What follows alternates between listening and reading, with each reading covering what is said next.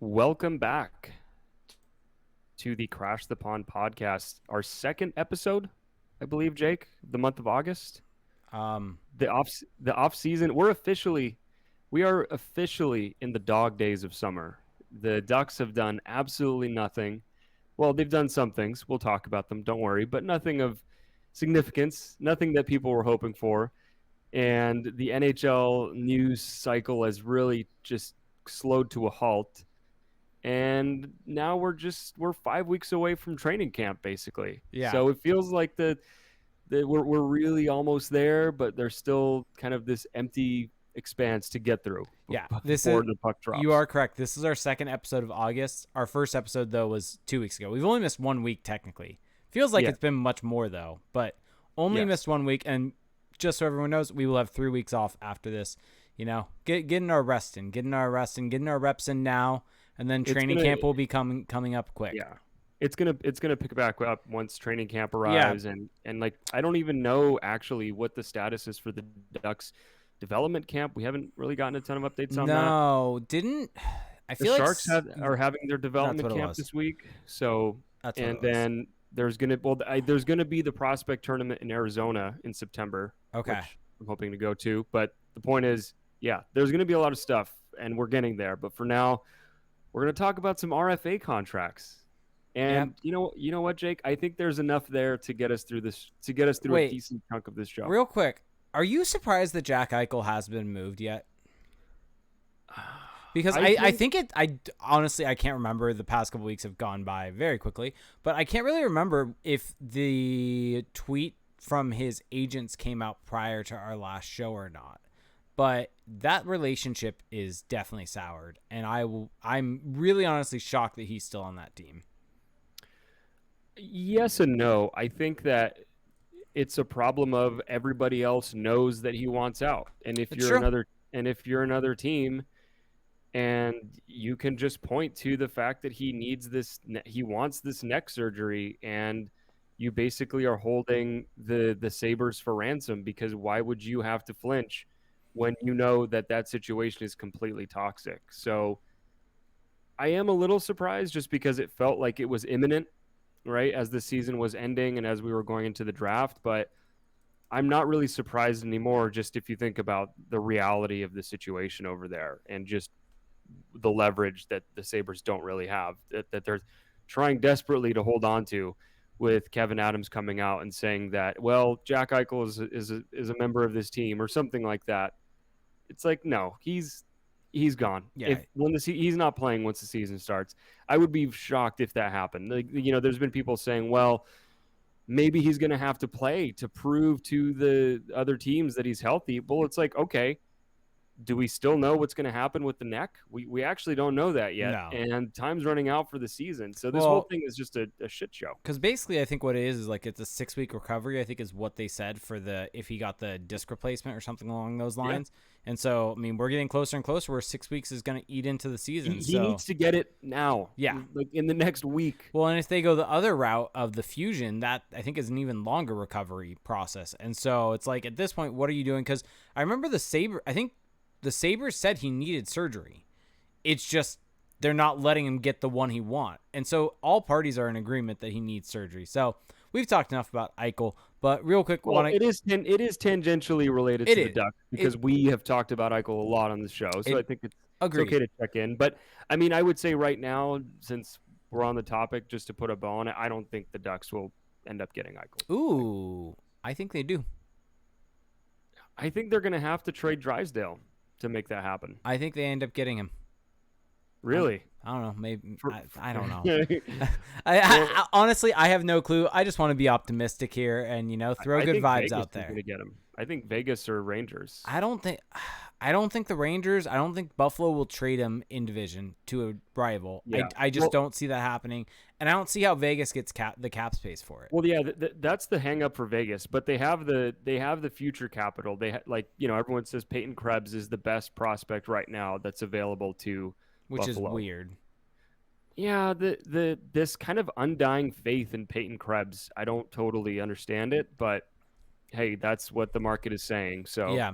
I'm not going to doubt the truth of that. It's just it's just odd that has to be the best offer, because I think, and I was saying this to one of the Sabres writers on Twitter, I was saying, well, why do we assume that Peyton Krebs being involved in the package just makes it kind of like the winner out of all the possible offers? I think if the Ducks maybe added in a Jacob Perreault, did something like that, I think that makes their offer, easily competitive. But people don't really see it that way because Peyton Krebs has the hashtag name brand value. So. Real quick before we jump into the contracts, want to give shout out to Hey Odifo, who resubbed for 2 months in a row. Science Cat 108, our good friend Jess on our beer league team, resubbed for 11 months in a row and said she's most sad about Marc-Andre Fleury to the Blackhawks, and it looks like he's actually going to play there now. Oh, shocker! Oh, I'm so surprised that he's going to play after having one of the best seasons of his career. The Blackhawks are definitely going to be bad though next year. Like I really think there's no way they're going to be good, right? So they might be mediocre. Like, they have enough guys to where maybe they'll be just kind of okay. Now I have to look up the divisions because I don't even remember at this point. They're in the Central, which is going to be really tough for them. Yeah, that's I think the thing. But they have one of the best goalies in the NHL, and they have some forward talent, and maybe they can make things happen on the power play. I don't know. I'm not putting any money on them, but I think that they could be an interesting team. But I wouldn't be shocked if they were absolutely terrible either. Yeah, I think they're going to be one of the worst teams in that division, besides Arizona. I would love for them. I'm rooting for them to be terrible because I actually find the Marc-Andre Fleury thing really annoying. I think that him casting himself as the victim in that Vegas situation is a total farce. You don't have a no move clause. Saying that you don't want to be traded. Yeah, no one in the NHL wants to be traded except someone like Jack Eichel, who just legitimately wants out. So, and then, the whole, he found out on Twitter. You know how many guys find out from I think that's Twitter? Way overblown. So, and then, I'm going to have to think about it. And the retirement threat to suppress the offers to basically screw over Vegas. It's just total mockery that he made of himself there. Anyway, I don't know where I was going with that. I don't like I think Fleury, people forget how bad he was in Pittsburgh. Yeah. You legitimately hate him. No, I don't hate. I respect his career. I think that he's actually turned himself into a better goalie. Agreed.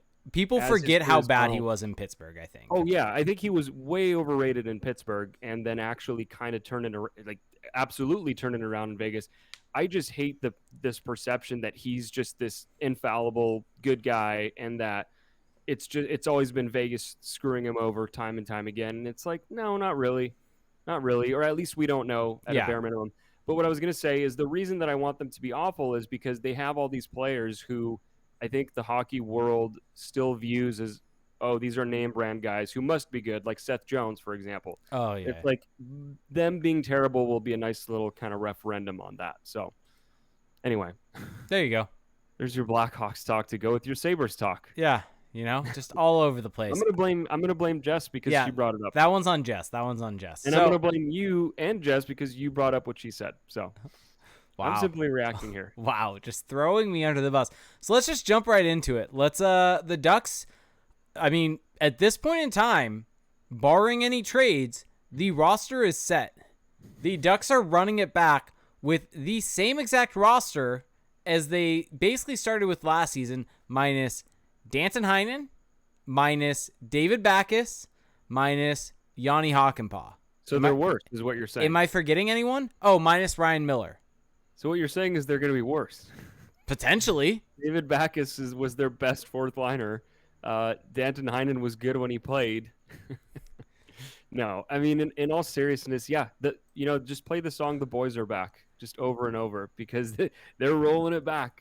The same team, just about, and I don't really know. Yeah, what did Bob Murray say to Eric Stevens last week, which I called legalese BS on Twitter? He said that we're going to continue to focus on the long-term development of our young players. It's like, yeah, no shit. Quote. No shit. What were you doing before? You were just ignoring that? Yeah. Well, and didn't he have a quote about? He's like, we're gonna be quiet on free agency day. Here, I'll read you the quote. If we're gonna improve, but basically, here's my view of this team right now. Okay. And the view of Bob Murray. I guess it's an Albert Einstein quote. The definition of insanity is doing the same thing over and over again and expecting a different result. That is Bob Murray right now with this roster of legitimately running it back with the same roster, expecting, well, yes, the kids are going to improve. Yes, Trevor Zegras is going to make more of an impact. Yes, we saw some improvements at the end. But in that same breath, Cam Fowler's another year older. Josh Manson's another year older. Hampus Lindholm's another year older. And they all have more injuries. And people may say, well, none of them were healthy last year. Well, none of them have really ever been healthy at the same time, and maybe that's a sign of something instead of maybe that's just reality. Yeah, like there's always going to be injuries, and so it's like to bank on the fact that these guys will all be healthy at the same time, and that's all of a sudden going to make this team go from being a 65 to 70 point team to a 95 point team. That's unrealistic. Well, also, even when they've all been healthy, Josh Manson has been bad in recent years. So, just because they're all in the lineup doesn't mean that they're going to be good. I kind of sidetracked us. Let's jump into the contracts first. Okay, hold on. I do want to get into this quote because it's just funny. I just kind of want to touch on it. So, Eric Stevens wrote an article at The Athletic talking about the Ducks in action, and I actually thought it was a good article because it's like, what the heck? What product are you selling to your fans? What message are you sending by doing absolutely nothing? And so this is just the full thing. The first part is just from Eric Stevens. When asked by The Athletic how much reshaping of the roster he'd like to get done before training camp opens next month and what areas he was trying to target either through trade or free agency, Murray responded with a general overview of his vision. So basically, how much do you want to get done? What are you trying to do? And this is the response. Our plan is to continue our focus on the development of our young players while also exploring strategic hockey deals that add to our current group. The goal is to build a consistent playoff team that can compete for the Stanley Cup over an extended time. We will look at any and all opportunities that are consistent with these objectives and help us achieve our goal. You know how much that said to me, Jake? Zero. That said absolutely nothing. That was just word salad. Salem could have meowed better than that. I mean, it's like, I just love the first line. We're going to continue to focus on the development of our young players. Like, what does that mean? Focus on hockey trades? What hockey trades? And then exploring strategic hockey deals that add to our current group. Add. I mean, I'm not assuming. I don't know for sure if that means that they're trying to build on the current roster, but that doesn't sound like rebuilding to me. That sounds like we're trying to build what we have up now. So yeah, that was frightening. That was a frightening quote, but it probably means absolutely nothing. Yeah, I mean, there's a lot of lip service from Bob Murray for better and for worse. It's infuriating, but yeah. I just thought it was hilarious to read it because it's just like he could have just said nothing there, and it would have been fine. Okay, let's talk about contracts. Yeah. So the four, should we call them five high profile Ducks restricted free agents? I think 4. I think we both like Mahura, but I would say he's less high profile. Yeah, so and even at high profile, there's probably only one of these that would maybe be considered somewhat high profile. Yeah, so I think did Mahura accept his qualifying offer? No, Mahura got a new deal. Okay, so let's start with the two guys who did accept their qualifying offers, which was Sam Steele and Isac Lundestrom. So I think that for both of these guys, it's an interesting dichotomy because for Sam Steele, he accepts that qualifying offer, gets 1 year, $874K, and I feel like for him, it's kind of an aggressive play. Like I think to lay it out there, I think for everyone, an important thing to note here. Mm-hmm. First off, a qualifying offer, there are people out there that might not know. Qualifying offer is a preset number that teams have to give the player, and in order for them to stay a restricted free agent. As we saw with Danton Heinen, the Ducks did not extend him a qualifying offer, making him go from a restricted free agent to an unrestricted free agent. The player has the right to refuse that qualifying offer and then continue to negotiate. The qualifying offer is a preset number is 1 year at a preset number or preset cap hit. And so, like Sam Steele and Isac Lundestrom, the players can accept that deal. The benefit to that is it's always a 1 year deal. So the players then have the ability to add to that next offseason if they improve. The downside to it is obviously it could backfire in their face. And so a lot of times with these RFA deals, what you'll see is it's kind of the opposite of what you see with guys as UFAs. Sometimes guys at UFAs will get more money for shorter term and maybe take a little bit less money for longer term contracts. It's actually the exact opposite with RFAs. A lot of times guys will take the shorter term deal and they'll get less money as a result. Or if they go longer term, they end up getting more money. And it's basically because with longer term deals for these guys in their early 20s, the teams are getting basically cap assurances. They know where the player will be at. Whereas with the shorter term deal, the player benefits a bit more, so they don't get as much money. Yeah. Yeah, so I think for Sam Steele, we can start with him to accept the qualifying offer and to just go 1 year. He's betting on himself, and I don't know what he's 23. We've talked about him a bunch in the podcast. What do you make of that? The interesting thing with Sam Steele is he was actually one that I expected for us to look at and basically be like, that's a bad deal, but it makes sense why he got as much as he did this offseason. So I actually expected him to be around the same as what Comtois would have gotten, because at the end of the day, he's played 129, he's had 129 games, 45 points in those 129 games. I think that's more than what Troy Terry was at last offseason when he was a free agent. And so I think the number of games plays that he had, the number of points that he had at that point in time in comparison, I think I was just mainly looking at Troy Terry at that point in time, because Terry had played, Terry right now is at the same number of games as Sam Steele is and has 48 points. Sam Steele, on the other hand, has 45 points. And so they're pretty similar. And Troy Terry last offseason got 1.45 for 3 years. Yeah. And so I expected Sam Steele to, having played that number of games, getting that number of points, to probably be in the 1.7 mil over 3 years, 2 mil range. Yeah, Evolving Hockey projected his contract for 2 years times 2.036. Yeah. Which is in line with what you're saying. Yeah, and so I wonder if maybe the Ducks were playing hardball with him, and basically he said, screw it, I'm just going to take this shorter deal and renegotiate next year, and really bet on himself with it. That's what it seems like to me. I think he's like, sure, I could take that 2 year, I could go for that 2 years, 2 mil, but... Well, do you think they were even offering him that? I don't think so. Well, we've heard a lot about how the Ducks have an internal budget, and they have this, this cap structure that they have to abide by, and they still spend to the cap a lot of the times, but yeah, maybe it's just one of those things where they weren't willing to offer him that contract, and to be honest with you, from a team perspective, I think that's the correct call, because... Yeah. Investing 2 more years into Sam Steele at $2 million a year is not a good contract. He's still a youngish player, but he hasn't shown a ton of improvement. I think there's still a tiny bit of potential there, but you're kind of locked into what's been, for the most part, a fourth liner. He's entering his scoring prime. 24 years old is when you start entering your scoring prime, and here's the thing for him. If he's going to make a jump, this is the year he has to make it. And if he does, he's to make it this year. And if he does, he's going to get paid handsomely for it. Mm-hmm. And so do you think it will happen? I would not bet on it personally. No, I don't think it's going to happen. Yeah. And so I believe, no, he does not have arb rights after this year either. Because I was wondering if that would play a part, but no. Yeah. So it's kind of tough because, Sam Steele, he's the former first-round pick. He's the one that was one of the original kind of high-profile Ducks prospects in this rebuild. But as time has passed, he's been passed over by many guys in the pecking order.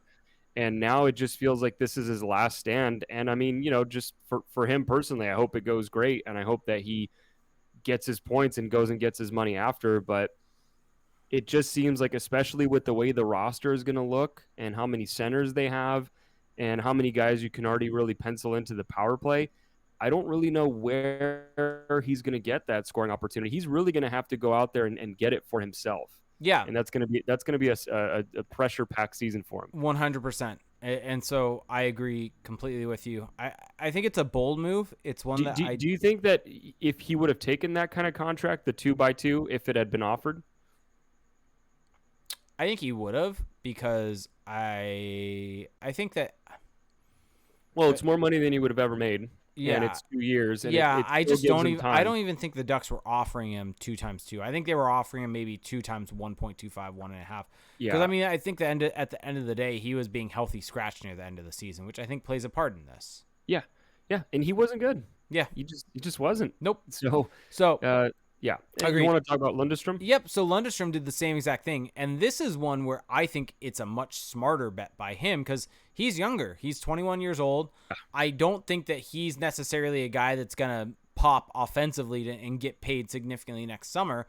But I think he's a guy that has a little bit more room to grow and could potentially fill a bigger role and maybe get himself into the $2 to $3 million range potentially next summer. Get a 2-year deal off of that. And so, I mean, overall, it's a bet on himself. I mean, here's the interesting thing, though, is the Ducks had a lot of cap space. And so this means they were still potentially pinching these guys a little bit, which it is what it is, I guess. Well, when you're the team in these scenarios, you hold the hammer. That's true. And, that's a good point. Fair. Like, you might as well. It's a cutthroat world. True. And especially you don't want to end up with too much term. So overall, I think it's the same exact conversation that we had with Sam Steele, except 2 years younger and potentially more room to grow. I don't think it's necessarily going to pay dividends for him, but I think he could find himself getting paid more next summer than he would have this summer.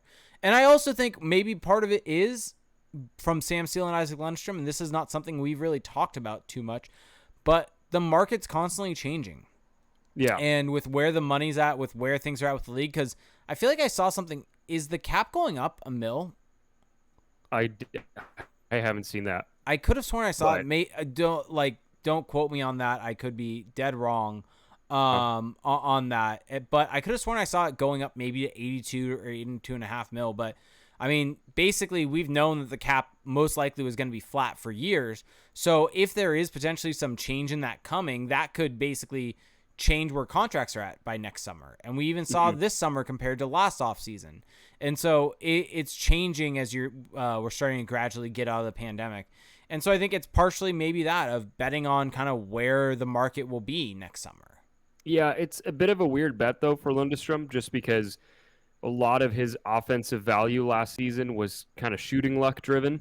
It wasn't really that he became this like true play driver offensively.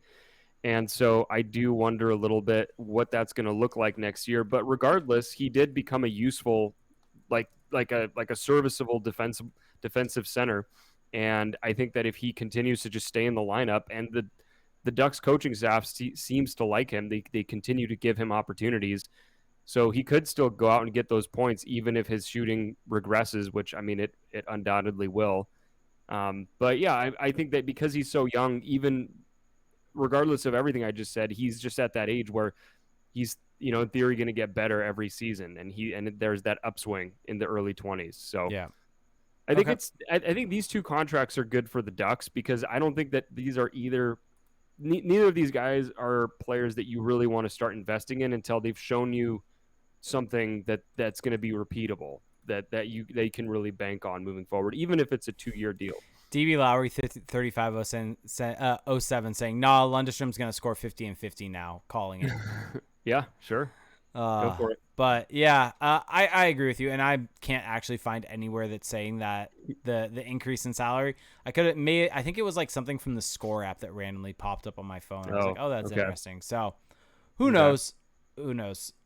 But okay, let's just get through Max Jones. Okay, do you want to do Max Jones? Let's go for it. So 3 years, $1.295 million a year. I don't think this was his qualifying offer. No, it wasn't, because it's 3 years. Qualifying offers are 1 year. He just kind of took a contract that was going to give him stability, it seems, and security. The AAV, I think, honestly, even though it's kind of a boring outcome for himself, because he maybe could have made more if he had taken a shorter deal and gone back in, I think it's actually probably the prudent decision for him, because he's not going to get offensive opportunities. I doubt he's going to have big point scoring seasons, even if he establishes himself as this, good defensive forward or, decent two-way guy. How much is that really going to elevate his leverage next time around? So I think this is kind of a smart deal for him, just because I think it reflects his proper value. Yeah, it's a very similar deal to Troy Terry. Troy Terry, like I said, 3 years, 1.45. Max Jones, 3 years, 1.295. Now, granted, I guess the one thing with Terry that you could say is who knew where the offseason was going to go when he signed that deal. So I think he was just taking as much term as they would give him.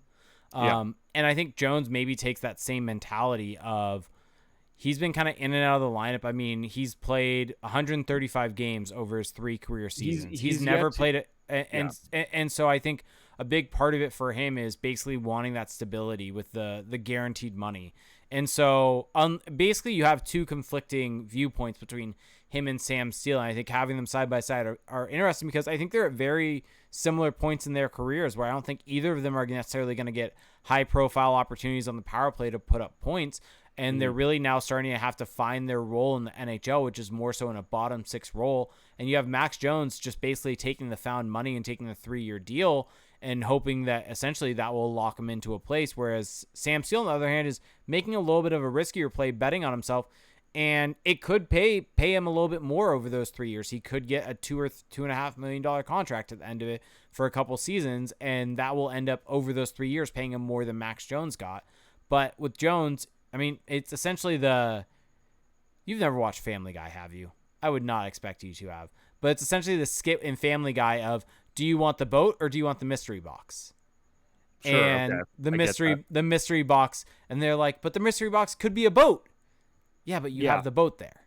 So it's that same concept. And I feel like for Steele, like you were just saying, we don't even know what he was offered, so it's going to be a lot of speculation on our part. But I would assume it would have been a similar deal to this. Do you think he could have gotten the Jones type deal? Yeah, I think he could have gotten the Jones type deal or a Troy Terry type deal. Yeah, $1.5 million for 3 years. I think he believes that he can go get a better contract, and well, I mean, you could make an argument for it from points that he should have gotten more. I mean, Troy Terry at the time of signing had, let me quickly do this math, 28 points in about 78 some odd games. Sam Steele in 135 points, I guess only 28 points, the same. Never mind, scratch that. So I think if I was advising Sam Steele, oh wait, no, I was on Max Jones. Sorry, Sam Steele. Regardless, he had like 40 some odd points in 120 games, I think is what Sam Steele had. Yeah. So he had a decent amount of points in a small in that amount of time playing in games. I mean, if you recall, he played every game for the Ducks in the pandemic shortened season, and so 45 points in 129 games. So points matter in contract negotiation. Yeah, but I think for him, I think the sell for taking that deal, the 1-year deal, is that he could, if it doesn't go well, he probably can still get that contract that we were just discussing, the Jones type contract. It's probably still going to be there for him. I'd agree. So really there's not that much downside for him. Yep. And that's probably, I mean, I just think that it's still not a great bet because I just don't see it happening. But hey, if I'm wrong, great for him, and I'll be in shambles. So there you go. Okay, let's get to Max Comtois. So this was the most high profile one for sure. He was the Ducks' leading scorer, and I think we've speculated many times in this podcast what he would get, and we have our answer: 2 years, $2.0375 million.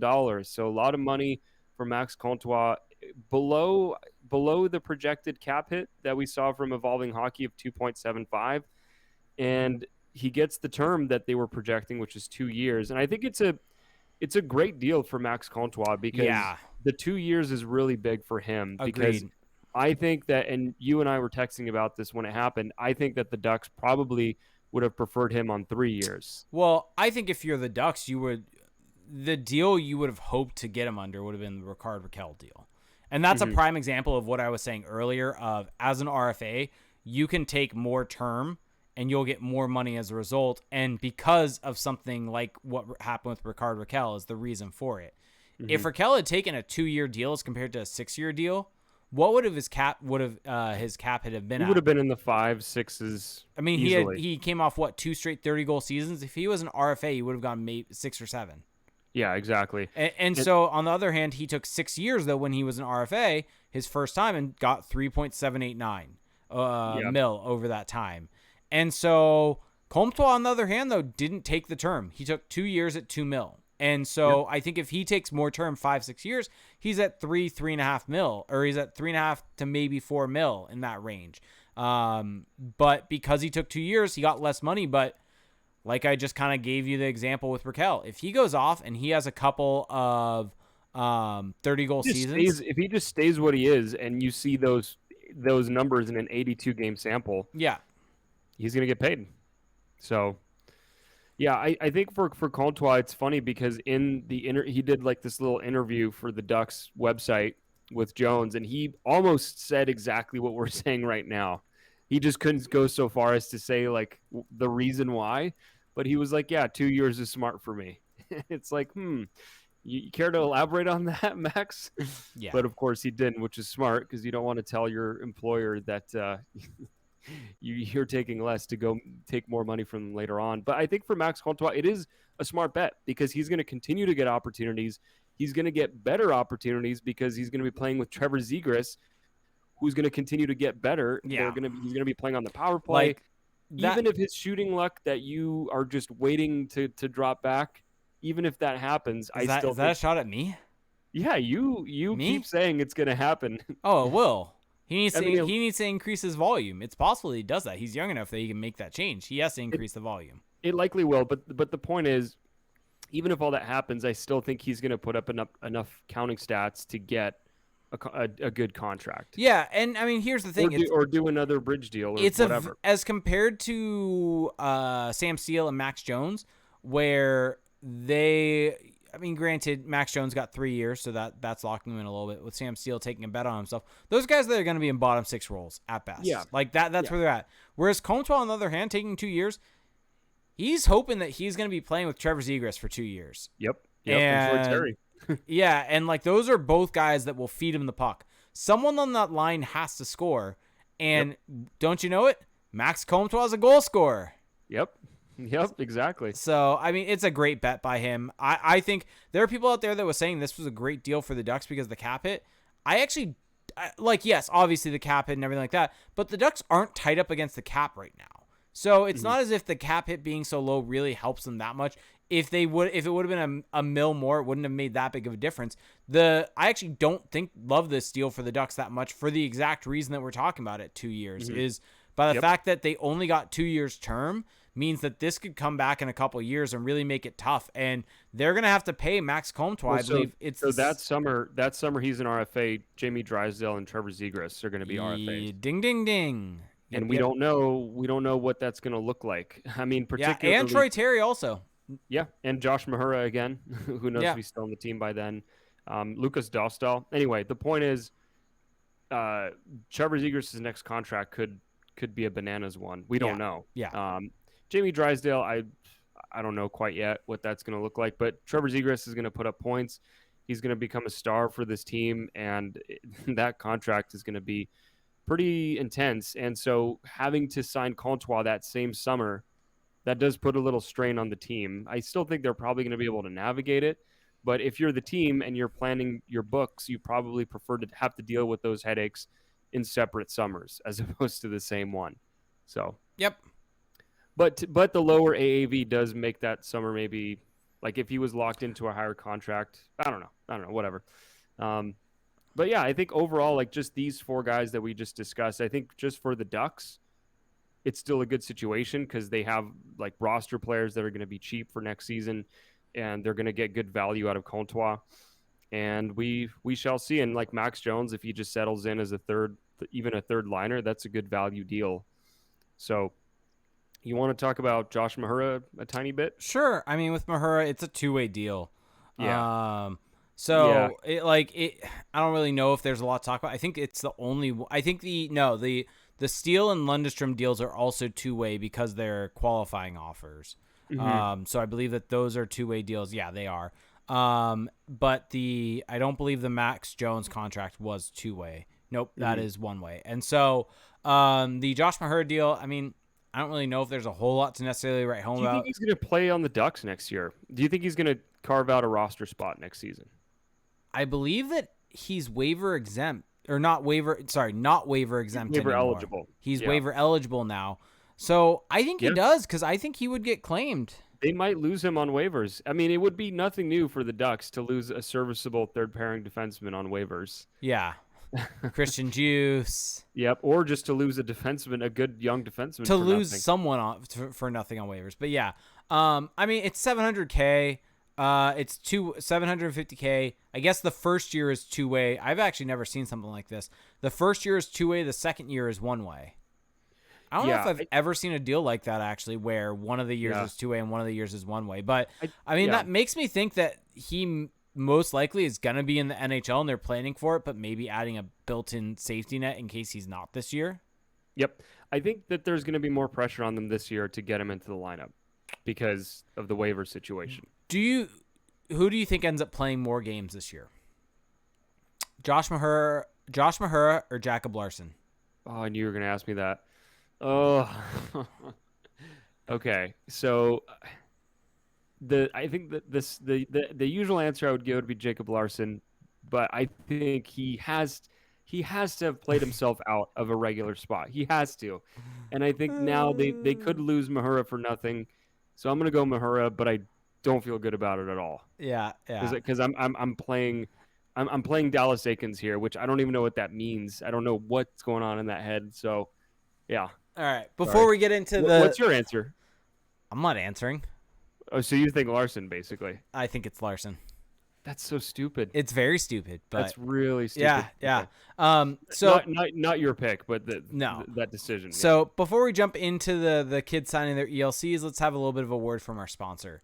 So you're a busy guy, so stop thinking about what to wear and just embrace the radically efficient Mack Weldon Daily Wear System.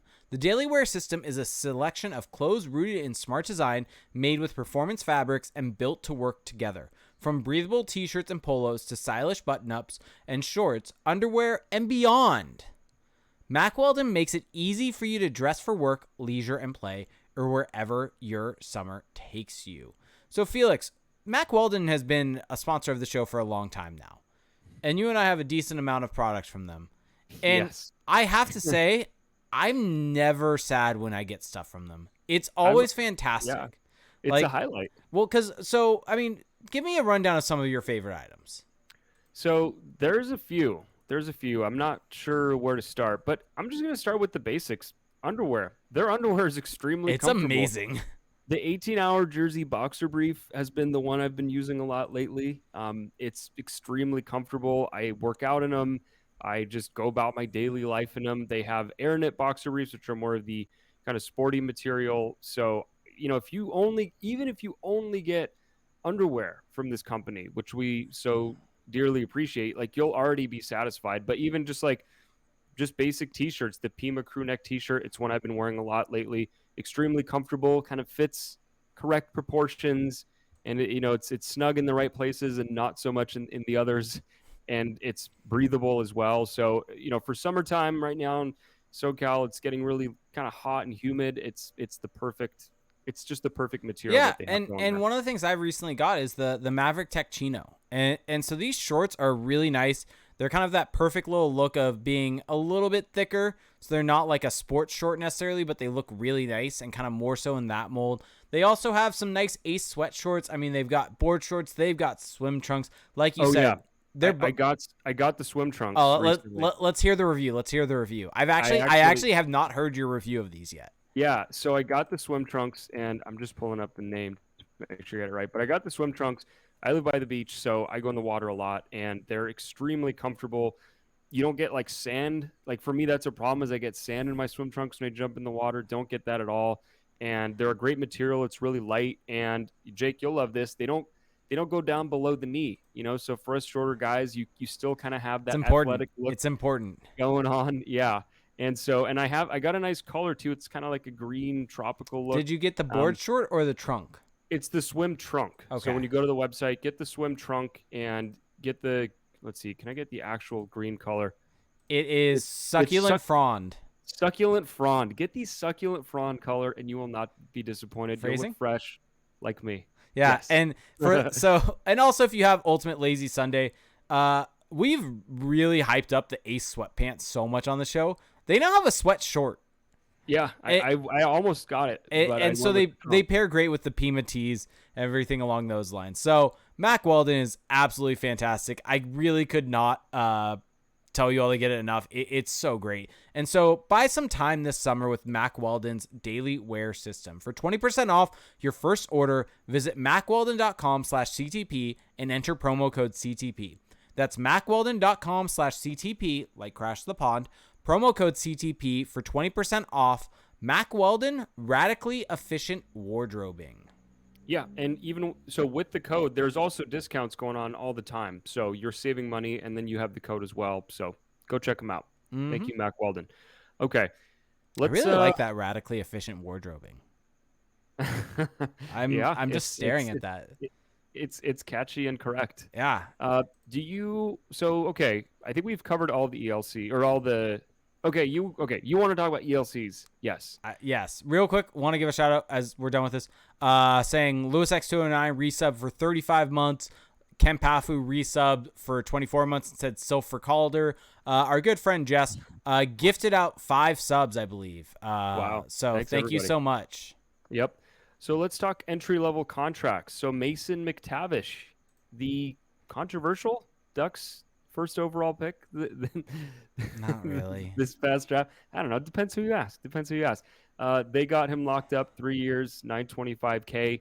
Sasha Pastujov, who the day before he signed his ELC, there was an announcement that he was going to spend the season in the OHL as opposed to college hockey, and lo and behold, signs his ELC the next day. Shocker. I guess that's a sign. So, and then Olen Zellweger also signed his 3-year deal. So pretty standard business here for guys to sign their ELC. The only one that was interesting was, like you said, Sasha Pastujov, mainly because he had committed to going to the University of Notre Dame. And for those that don't know, if you're going to college, you cannot sign your ELC. You cannot take any money from the professional club. You have to pay your own way to development camps. You have to do all of that. Yeah, NCAA, great thing they've got going there. Yeah, and so basically, who knows the actual reason why he did it? Because I mean, there's pros and cons to college versus the OHL, number of games, various different things like that. But I mean, at the end of the day, this allowed Pastujov to sign his entry level deal, and as a result, get a $92.5K signing bonus. So pretty nice reason for him to sign there, to kind of, who knows where he's at financially, but to be able to kind of have that income for a little bit. Well, I think there's just also a case to be made for him to go to the OHL for his development as opposed to college hockey. Well, and I think it's important to kind of note the differences between the two, just from what I've always heard, is the OHL is always, I think, going to be considered a little bit more of the traditional route. Pro style. Yeah. And so the OHL, and the reason why guys can sign or guys can't go to the OHL and then go to college, is the OHL is kind of semi-professional in a way. At least the NCAA considers it that, and that's why guys can go from the OHL to NCAA. Well, they get paid a little bit. Yeah, exactly. And so the OHL plays a more pro style of schedule. They play about 60 to 70 games, and you're playing a lot more frequently. Whereas the NCAA, you're playing only about 40 some odd games, I believe. Oh, if that, yeah. But and you play once or twice a week. Yeah, and I think it's twice a weekend is how much you play. But it's more of a development type path because you have a lot more time in practice, weight room, and you're playing. And here's the big difference that a lot of people say: college hockey, if you're going there at 18, you're the youngest guy on the team, and the oldest guys are 22 to 23 years old. Whereas in junior hockey, if you're going there at 18, you're one of the older guys on the team. You're kind of more so in that top role, in that top situation. So I think for Pastujov, I think part of the reason why it made sense for him to go to the OHL is that everyone did not play a lot this last year. And so I think for him to be able to go to a league that is going to play more games, he'll get more playing time. And I think the biggest thing is he can probably slot into a top line role, top power play minutes, as compared to at the University of Notre Dame. Now, I don't necessarily know how the University of Notre Dame is set up, but most likely freshmen, unless they're like top end picks, they don't get the top line minutes, top power play role, anything like that. So this puts them in a much better spot to be able to get a great development path right away. And especially for the type of player that he is, being an offensive player, I think that this puts him in a better role. Yeah, it will be interesting because there are flaws in his game that he has to work out, the skating, the two-way game, and I'm just going to be curious how that kind of really heavy schedule is going to if that's going to be conducive to him working that out. I mean, I think it will be, because I think he's just going to be good and it won't matter a ton ultimately. I think a lot of teams are going to not look great for letting him slide to the third round. But yeah, that was kind of interesting, and I think either way, like, there's not really a bad option in there for him. Yep. And do you think? Well, like, I guess people are going to ask about this, so I was going to ask about McTavish playing next year, but I think we have some questions that touch on that. Yeah, we do. So let's get to some questions. So let's start with Twitter. So for anyone in the Twitch chat, we'll get to you maybe like 10 minutes or so. Got a couple Twitter questions, one text question from a friend of ours, and then we'll get to question. Yeah, Tony. Wow. Tony. Wow. Texted me. Different. I know.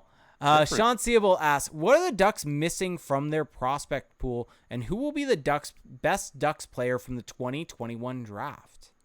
Ooh. So, okay, I'm sorry to be a nitpick, but does that mean the 2021 draft or the 2020 slash? It's meant to be both. This last draft. Okay, this last draft. As in the 2020-2021 season. Okay. So I think. What are they? Yeah, we don't know. Now I'm second guessing. Let's do mix. Let's just do the 21 draft. Yeah, let's stick with that. So, I think, what are they really missing at this point? They've got, maybe left hand high end, left hand D. They've kind of got everything. I mean, that's where you're at right now, is like handedness. Yeah. And what side they play, because they have almost everything. You've got, I mean, I don't know if Zegras counts as a prospect still, but he's kind of still in the upswing. He was in Scott Wheeler's prospect ranking, so. Yeah, so I mean, they've got the high-end offensive talent in Zegras. Now they've got Mason McTavish as kind of more of your two-way scorer. They've got Jamie Drysdale on the back end. Olen Zellweger is coming in to really be a nice addition to the blue line. Bogaroo, he's a guy who's coming up as maybe more of a shutdown type. I think you can still put Lundestrom as a prospect. Yeah, he's 21. But he's way further down. Jacob Perreault obviously is, I think, going to be a great scorer at the NHL level. Yeah. So you kind of have, I mean, it's just volume. I think like what the Kings are showing is that you want as many of these lottery tickets as possible. And then, of course, they've got Lucas Dostal in net. So what are they missing? I think they just need to keep at it. Get more guys. Well, you need more to be able to go out and get guys and trade for guys. Because that's the thing. Like, you can't just sit here and say, oh, well, because they have a guy at every position, now they're done. Now they're done rebuilding. No, the way this works is you can't just bank on the hope that all of those guys are going to pan out, because probably they're not all going to, even if we're really confident in them. So you need to go out and keep accumulating prospects, trade veterans for prospects, and continue to draft high, which means another season at the bottom of the standings. Yep. And then who will be the best Ducks player from the 21 draft? So I knew this would set you up for a hot take. Really? Does it? Yeah. I think it's the smart money is Mason McTavish, but I would not be shocked if it was Sasha Pastujov. There's the hot take. It's a hot take. It's gonna be McTavish. Actually, you know what? You know what? McTavish has the highest floor. It could be Zellweger. Yeah. Honestly, I think McTavish is the most likely, but I think all of them are really good prospects. To get those three. All three of those guys should have been first rounders. Yeah. And I think that's the biggest thing from this. And that's why you and I are so high on this draft that the Ducks just had. Yeah, exactly. I mean, I just love Pastujov because he has the really high offensive ceiling, and if he can just work out the other parts of his game, like, he's going to be a top 6 forward. Whereas McTavish, I think he's got a high floor. I think that he projects as a top 2 center, but if the offense doesn't totally translate, he becomes maybe more of a third line guy. So, yeah. But either way, like, there's a great case for any of these guys, Zellweger included. Yeah. Peter Witherow asks, what's your prediction on Zegras' point total for this year? And then there's a couple more. So let's quick hitting. Prediction for Zegras' point total this year, assuming he plays all 82. Oh, boy. I'm going to go 60. I'm going to go 65. Okay. Who's the sacrificial lamb for when we're at the bottom of the division? Aikens can be included. Trevor Zegras' ice time? I think it's Dallas Aikens as a sacrificial lamb. Yeah, he's got to go. And there's, we've talked about it plenty, but there's all these new coaches around him just waiting to take the mantle. So, yeah I think it's Dallas. Do the Ducks score even less than their total from last season? Well, I'm assuming that means like we're taking that as like a rate No, because I think he's saying total. are they going to score less goals in an 82 game Yeah, season than they I did think in a that is the actual question. You know, I can really tell that Peter has a lot of confidence in this group. I'm going to go with no, they're going to score more, Okay. but it's going to be like embarrassingly not that much more. And he said, sorry, one more. If you were in charge of Ducks PR team, what would you do? What changes would you make? How would you sell this franchise in its current state? I mean, I've got the easy answer for you. let's hear it. Go back to the Mighty Ducks logo. Okay, but is that a PR thing? Yes. Okay. It's 100% a PR thing Okay. because it's bringing in fans, it's bringing in eyeballs because of the fact that you're Okay. going to this logo that's beloved by people, and it can make people basically forget how awful the product on the ice is. Well, yeah. So, I mean, that was what I was going to say, but I wasn't sure if that would qualify as PR. But yeah, go back to the nostalgia. Like, the nostalgia can get you through these next couple of years here just on its own.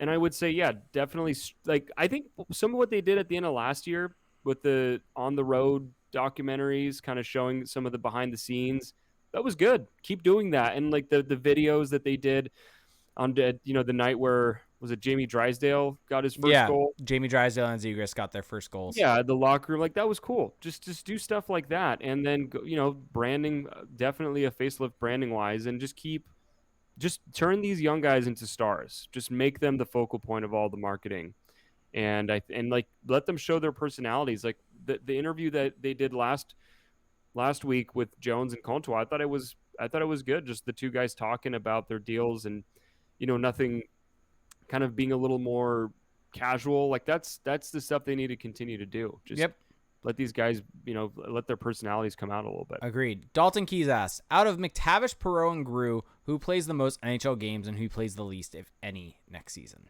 Oh, next season. I thought he was going to mean for their careers. No. Oh man, I think that's kind of a tough one. I would probably bet on Grew, but I don't think he's going to play a ton. I think that they probably want McTavish to go back and pick up some experience in the OHL. Perreault, I mean, I don't know what they're going to do with Perreault, but I think probably goes to the AHL. Yeah, and I think he's eligible because of last year. I think Grew's in a tough spot because they have all these centers. They have so much depth at center. But all it takes is an injury or a trade. And I think he's probably next in line. So go most games to least games out of those three. I'm going to go Grew 1.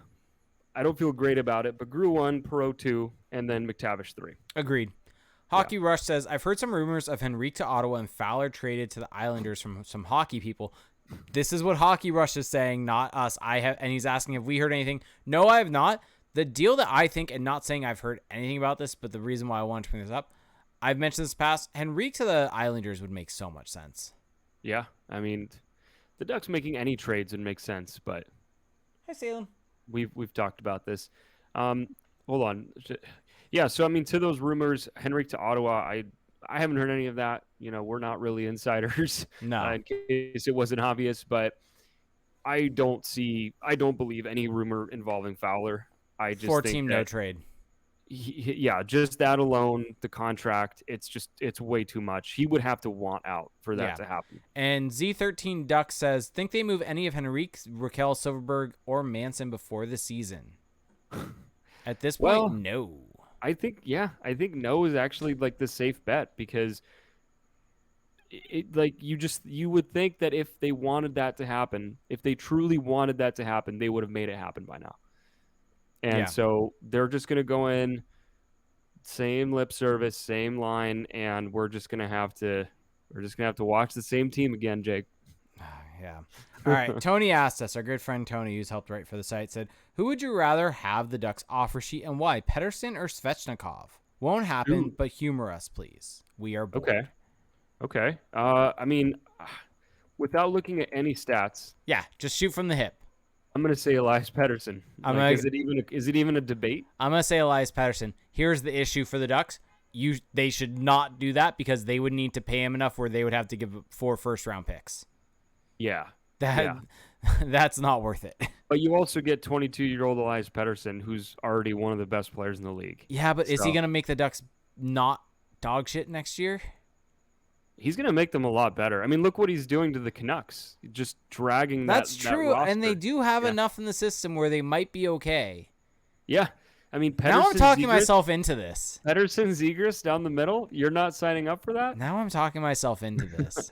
I think people still don't really understand how dangerously good Elias Pettersson No, is. he's insanely good. Now I've talked myself into this. Let's do it. The only reason, like he had a shooting nosedive last season, but he was still very good offensively. So yeah. All right. So now it's time for Twitch. So for those of you watching on YouTube, yes, we're on YouTube, youtube.com/crashthepond, or your favorite podcast services. We do a live stream of the show each and every time at twitch.tv/crashthepond, where you can help support the show. If you have Amazon Prime, you get one free Twitch Prime gaming sub each and every month. You do have to hit that subscribe button after 30 days, and it does help support the show. So let's get to these questions. So Tristan Miss says, when do the Ducks get a good D prospect outside of Drysdale in the upcoming drafts? I think they have some good prospects, actually, D prospects right now that just kind of don't get talked about necessarily in like Thrun and maybe like it's because they're college players. Yeah, they've got some good players. The issue is the high end of the next couple drafts are not going to be D-men. Yeah, and I mean they could have had a D-man this year. At third overall, this was the draft to go and get a defenseman. Because I'm fine with them taking McTavish because they took Drysdale. They took Drysdale in the draft where they should have taken a forward. Yeah. So, yeah. Now you're just making me mad again. Yeah. No. So I think that they went out and got Zellweger, which was important. And like Jake was saying, they have other kind of lower key guys. The guys that Bob Murray just rubbed in the media's face, saying guys that you guys haven't even heard about yet, which I'm assuming has to be Thrun, Lacombe, and more. Yeah, they have those guys. So I'm actually not that low on their D pool. Yeah, 100% agreed. All right. There's going to be some of these coming up in these questions, so you just got to have to deal with this. But NJ Devils fan 68 says, what will be the biggest news coming out of the wrestling from this week/weekend? You know what? Even though, Felix, SummerSlam's this upcoming weekend, it's going to be completely overshadowed by AEW Rampage on Friday when CM Punk debuts. That's going to be the talk of the weekend. That's going to dominate the headlines. That's going to be where it's at. CM Punk coming back to wrestling, making his debut in Chicago. AEW has sold out the United Center. Okay. Like, it's a big deal. It's a big deal. And he also added an actual hockey question. How long will Aikens last this coming season? I mean, he makes it through the whole season. There, I said it. Wow. I did not expect that. All right. Another wrestling question for me. Like I said, this is a big week for wrestling. We've got some wrestling fans on our Twitch chat. You're welcome, Felix. Heyo Deflo said, who wins the fifth labor of Jericho? MJF or Jericho? I think Jericho goes over because I thought this was going to set up the final, or this was going to be at All Out. And so I think Jericho wins, forcing MJF to want a rematch at All Out. And so I think that's why Jericho ends up going over. It's going to be a really cool scene. It seems like they're trying to really set up the crowd to sing Judas with the fact that Jericho can't have it. So going to be a really fun match. Speaking of Wednesday nights, by the way, Lewis says they should have Wear the Wild Wing on Wednesdays. WWW. Yeah. Just go for it. Do something fun. Yeah, exactly. Ginger Wolf said, I don't hear about Galimov anymore. Has the excitement died? What excitement? Who are these people that are like just, parading down the street about Artyom Galimov? I mean, all due respect, but the guy, what was it? His last draft, like that was the last draft he was eligible to be drafted in? Yeah. And he got taken in the 6th round or 5th round? No, there was never any he was hype. A good shot at the dartboard, but yeah. There was never any hype. And I actually didn't I thought it was a good pick. Well, I'm also confused. When did the hype, if there was any, die? I didn't suddenly become out on him as a prospect. Yeah, I think the issue is the KHL's been done for a long time. Yeah, I think it's just been a long off season for the KHL. I mean, he put up 16 points in 41 games this past year. That's not insanely great in the KHL. Well, it is for the KHL. Guys don't put up a ton of points, but yeah, he's also. I mean, I don't know. He's 21. I'm not gonna get into this. Just not. Okay. Lewis X209 said, thoughts on Ricard Raquel, noted saxophone player. Did you see this video? Oh, I heard about it. So you didn't see it. I heard about it, but I didn't see it. It was No. impressive. It was impressive. I'll leave it at that. It's way more than I could do musically. DB Lowry 3507 said, "Is the NHL going back to the Olympics this year?" We don't know yet. They're talking about it, but we don't know yet. That still is not confirmed, shockingly. Yeah. Shocking that the NHL just can't get anything done. And what's funny is a lot of people were like saying like, well, they've built in the 2-week break and all this stuff. And it's like, well, I mean, that's just going to like replace the bye weeks. Yeah. Did everyone forget that the bye weeks were a thing? Yeah. Well, it's a shock that the two most incompetent bodies in the world, the IOC and the NHL, can't get anything done. I'm really flabbergasted there. All right. M. Young said, seeing as Jones, Nurse, and Hamilton all got huge $9 million contracts for 7+ year, does that scare you for Lindholm's upcoming contract? And what do you think his contract will be if he's re-signed? So if he's re-signed, then that means that I'm assuming, doesn't go to the open market. So maybe the Ducks get a little bit of a discount, but I think he's going to get into 7. Nurse didn't go to the open market either. Yeah, so I think he's going to get to 7 for sure. 8 maybe. Like, it's going to be a wacky contract. Yeah, I mean, the thing is, he doesn't necessarily have the numbers and offensively, but he does have the injury history. So for him, the comp is Marc-Edouard Vlasic. Yeah, like that's a good comp, and Vlasic's been paid a lot. Yeah, he's been paid a shit ton. Yeah, and so I think that was probably always the comp that he was going to make, and now with this wacky, I mean, yeah, Marc-Edouard Vlasic got 8x7. Like, pencil it in, lock it in that Lindholm's getting at least that. Yeah, and like I love Hampus Lindholm. That contract's not going to age. You do not want to sign that. That's why the Ducks have to trade him. Yeah, and there's no way. That's the frustrating thing is I doubt they're going to trade him. So do you think that they're going to let him walk? No, I think they extend him. I think they give him that deal. It wouldn't be so devastating because I think that Hampus Lindholm's a decent player, but it just doesn't make sense. One thing I do want to mention, I haven't said this yet. The Ducks are projected to be about $12 million cap space this upcoming season. And so they do have a lot to work with there, and they will have even more money coming off the books. I'm really curious to see what they do there. They could maybe bring on some money, bad money if they want. Who knows if they actually do. Just a thought. Yeah. Let's end with this question because it's kind of the last one I'm seeing in the Twitch chat. Obviously, throw any more in if you got them, but we're a little bit over the hour mark, so perfect timing. NJ Devils fan said, should the Ducks offer sheet Yamamoto? And here's an issue, Felix. The Ducks can only give 3 different tiers of offer sheets. Mm-hmm. Or 3 different ones. They can give guys in the 1 to 1.356 where they give up no compensation. They can give guys in the 2 mil to 4.1 mil range where it's 1 second-round pick. And they can give an offer sheet for 10.3 mil or more. They cannot give any other offer sheet in between because they don't own their picks. Mm-hmm. So, does Kyler Yamamoto get more than 4.1? He really shouldn't. But if you were to get him in an offer sheet. Yeah, well, that sounds like that's the only way. Yeah. So that takes them out of the point of it. I mean, he's a fine player, but that doesn't make sense. Lewis X209 asks, will the Ducks stand pat? Felix Discord emoji. By the way, our Discord, we now have custom emojis. I haven't been in Discord in a while. Yeah, there's now emojis of your face that people use. I love that there's an emoji of my face, even though I don't go in. Like, that's... Yeah, I think that's a sign. People like making fun of you. Yeah. What is it about me? Anyway, what was the question? Something about the offer sheet. No, will the Ducks stand pat? Yes.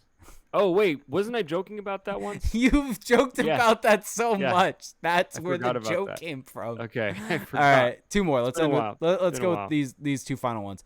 Tristan Miss said, what player that is eligible keeps getting snuffed from the Hockey Hall of Fame year after year? Or who is a player that keeps getting snubbed from the Hockey Hall of Fame? I don't know. Yeah, I don't know if I care. Yeah, I don't really know either. I was hoping you would have an opinion there.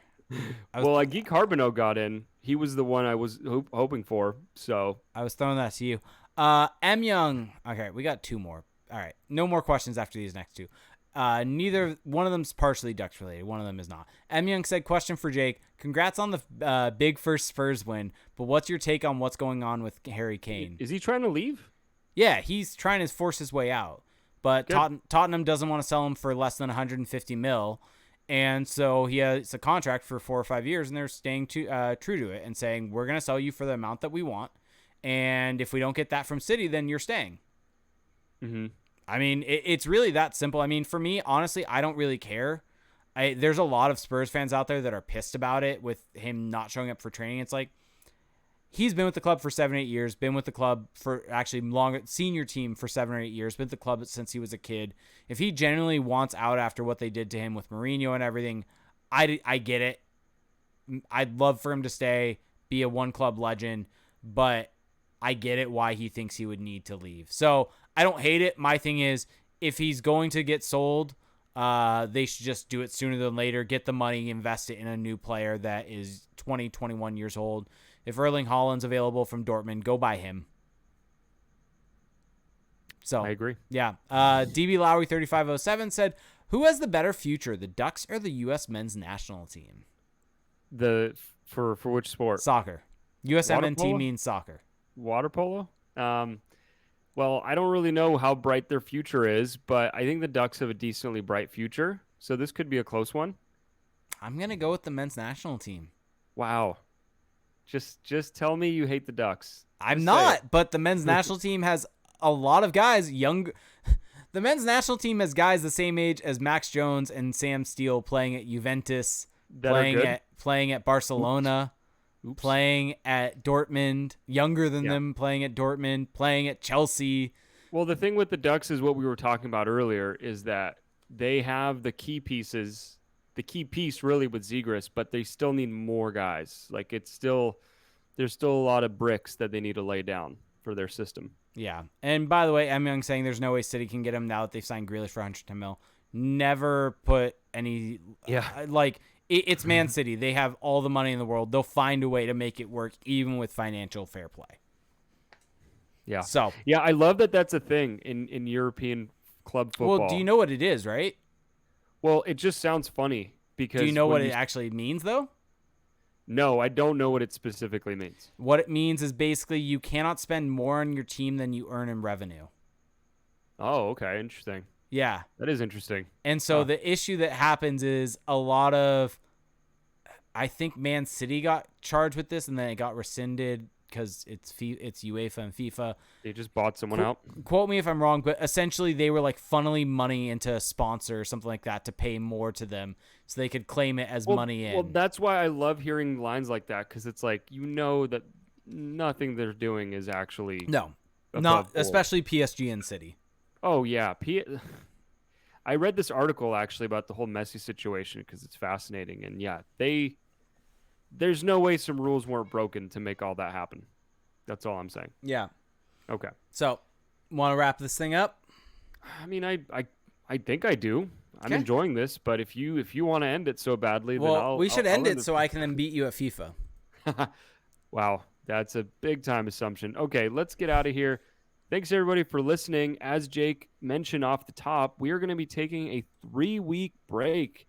And let me tell you, that has to be, I think, our longest break in I don't know how long. We should say that we do need to do 2 Patreon episodes over that time. So patrons, you'll hear from us. So if you're a patron, you'll get the content. But for the regular show, taking a pretty substantial break. So if you've been enjoying the show, if you've been enjoying what we do here, there are a few different ways to support us, to help us keep this thing going. And I talked about it right now, so I might as well just get into it. Patreon.com/crashthepond, 3 tiers of support.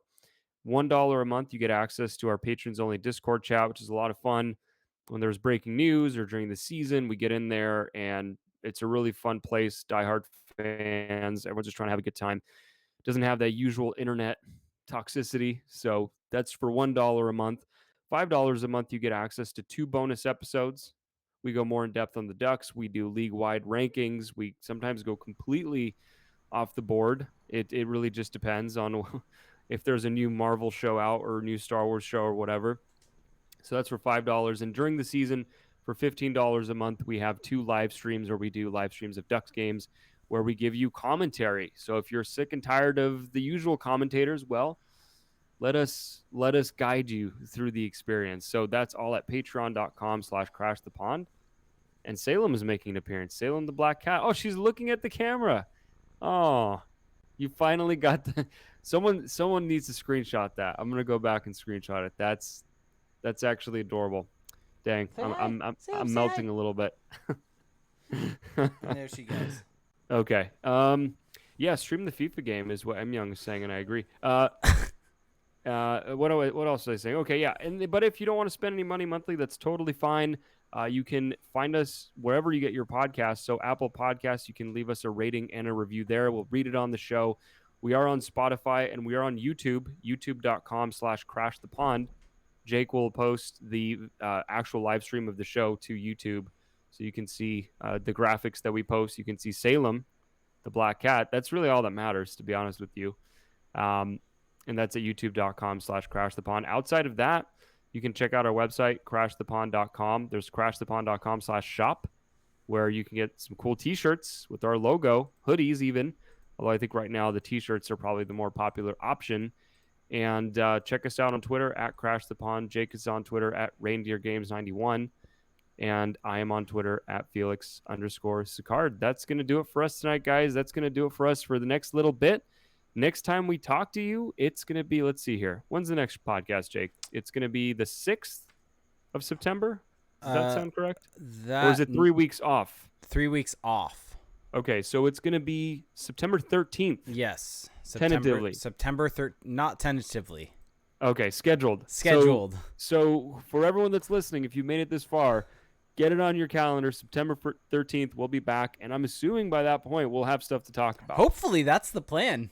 Like, we're trying to give Bob Murray and co. as much runway here to get something done. We scheduled these out specifically with the assumption that there might be some news, and yeah, so it's looking like a good move to maybe take a little time off because there's not a whole lot going on. But anyway, thanks everybody for listening. Hope you're having a good end of summer. Summer's winding down, although I think personally September counts as summer. September 22nd is the end of summer. People disagree with me on that.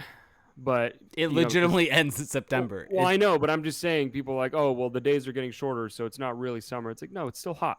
It's very, very hot still. Yeah, as I'm sweating right now. Yeah, I am very much sweating. So anyway, thank you, everybody, and we will talk to you soon. Bye.